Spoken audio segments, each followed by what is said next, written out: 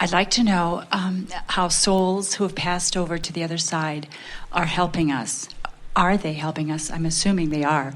And how we can work with them or let their assistance in to help us. When you think about how you are source energy, you are in physical form, you launch further rockets of desire, and source becomes that. Those friends that you have known in physical form who are now non-physically focused, they are part of that non-physical energy that is calling you toward what you are wanting. And the more closely you associate with them, the more refined, specific help they can give you, because your expectation of their calling, so to speak, is keener than when you are just thinking in terms of the nebulous non-physical that is rooting for you. Because when you think about it, it's all about attention or focus. It's a huge non-physical team of assets, you might say, that are all working toward the outcome that you have defined as your desire through the life that you are living. So they're part of that team. They are part of that team. They are a big part of that team. Yeah. And often, that's why often you'll hear in your mind's ear, you'll hear them encouraging you in a specific way in which you know it is them. A familiar words in a song or a phrase that they commonly used that is appropriate for this moment, that sort of thing is the way that you most often hear them. You can feel them. Have you ever had that feeling that someone that you knew and loved was there with you, and you even are able to identify who it is? There is nothing that is dead about non-physical at all. The other day, Jerry and Esther were in one of their favorite restaurants in San Diego. They went there specifically to relive old times, so to speak. It was the first place that Esther ate swordfish with Jerry, and they still believe that it is the best swordfish that they eat anywhere, and they eat swordfish everywhere. And so they went back, and as they walked into the restaurant, there was a picture of a man, a very comfortable-looking man, sitting in a wooden boat, all casual and relaxed. He had a drink in his hand and a big smile on his face. And Jerry and Esther both noticed the picture. It was odd how it caught both of their attention. And Jerry asked the hostess, "Who is that in the picture?" And she said, "It is Mr. So-and-so. He is the owner of this restaurant, or this chain of restaurants, and he has recently died."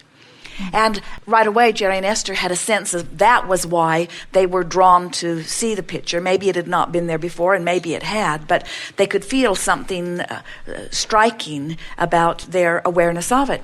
So they sat to eat, and Jerry is expressing to Esther how he loves this restaurant so much, and even though there are others of the same name, that the food in this restaurant seems to be the very best.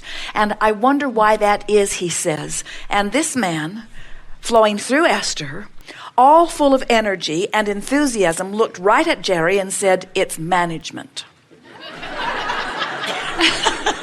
And Esther said, "Whoa." It was an exhilarating, what a jovial, good-feeling man. And then he said to Jerry said, "Well, where did you find your managers?" And he said, "They were personal friends in the beginning." Wow. And then he went on to explain. Jerry said, "Why is the food so much better here than at any of your other restaurants?" And he said, "Because this is where I came every day, and I made sure that they were on it here. I lived nearby." And Jerry asked a few other questions, and Esther laughed more with him flowing through her than she does in a normal 5 or 10 minute conversation. He said, "I would do something about these potatoes. I would talk to someone about these potatoes. They were not mixed to his liking." A sort of a gratin potato with big lumps in it. It was not smooth in the way that he liked it.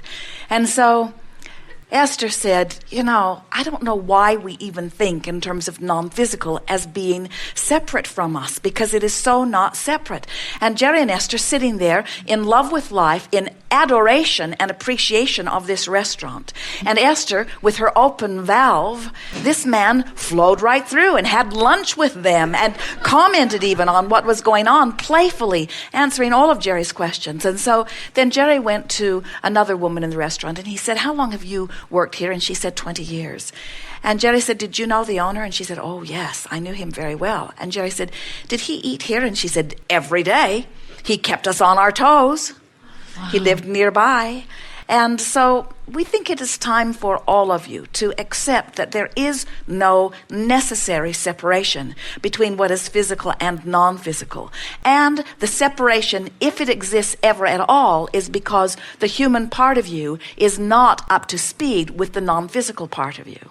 When you are tuned in, tapped in, turned on, you have access to that infinite intelligence. And we promise you, all of your beloved are there.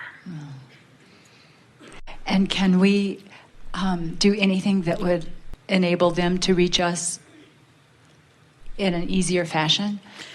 Well, we just told you. Yeah, be tuned in, be in vibrational alignment with who you are. When you're closing that gap, get the sense of this. When you're deliberately closing that gap between who you are letting yourself be in this moment and who you really are, as you close that gap, guess who you're in alignment with? In other words, they're right there. And if there's something about them that's significant to you, you have access to it. Thank you. You can paint with the most powerful of the painters. You can write music with the most powerful musicians. You can sing with the most achieved singers. In other words, you have access to all that they know. And they are leading edge knowers, having been through this cycle of life that we are describing, you see. Yeah. So, which is it, Abraham? Are we on the leading edge or are they on the leading edge? And we say, you're on the leading edge because you're giving birth to the newest desire. And your wanting is what is calling it all forward. But they are much better at allowing, and that's what we're trying to teach you to do. So you say, oh, so you're trying to teach us to behave like the dead ones. And we say, exactly. Yeah. Since there is no death. Isn't like bringing heaven on earth? It is exactly that. That gate swings both ways.